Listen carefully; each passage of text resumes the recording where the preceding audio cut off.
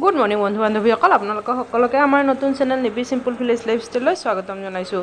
এফালে ভাত বনাই আছোঁ, আনফালে ভাজি আছোঁ মাছ। এয়া আছিলে সৰু মাছখিনি এনেদৰে তেলত ভাজি লৈছোঁ আৰু সেই একেটা কেৰাহীতে সৰু মাছখিনি ভাজি নুমাই লৈ মই কোমোৰাৰে আঞ্জা বনাই লৈছোঁ আৰু ইপিনে বনাই আছোঁ মই কঁঠালৰ চব্জি আৰু লগতে আনফালে বনাই আছোঁ টেঙাৰে মাছৰ জোলখিনি প্ৰায় হৈয়ে অৱস্থা আৰু ইপিনে কিন্তু কঁঠালৰ আঞ্জাখন অকণমান আৰু ভাজিব লাগিব আৰু এনেকৈ মই অকণমান ভালদৰে মছলাখিনি ফ্ৰাই কৰি তাৰপিছত কঁঠালখিনি ঢালি দি ফ্ৰাই কৰি লৈছোঁ আৰু তাৰপিছতে অকণমান পানী দি মই বইল হোৱালৈকে ৰখি তাৰপিছত ভাতখিনি আমাৰ ৰেডিয়ে কৰিলোঁ। দুপৰীয়াৰ ভাত সাজত বেলেগ একো নাই, আজি আছে মাছ ফ্ৰাই, লগতে আছে এয়া কোমোৰাৰে মাছৰ জোল আৰু যিহেতু আমাৰ অসমীয়াৰ প্ৰধান খাদ্য হ'ল টেঙা, সেইকাৰণে টেঙা নহ'লে দুপৰীয়াৰ ভাত সাজ কেনেকৈ হ'ব। সেইকাৰণে এয়া হৈছে টেঙাৰে মাছৰ জোল, লগতে দালি আৰু কঁঠালৰ চব্জিখন আৰু অকণমান বাতিত লগতে আছে দৈ।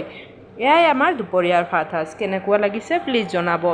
যদি ভাল লাগে তেনেহ'লে প্লিজ ভিডিঅ'টো লাইক কমেণ্ট শ্বেয়াৰ কৰিব আৰু লগতে চেনেলটো ছাবস্ক্ৰাইব কৰি দিব। যিসকলে ফেচবুক পেজত চাই আছে পেজখন ফ'ল'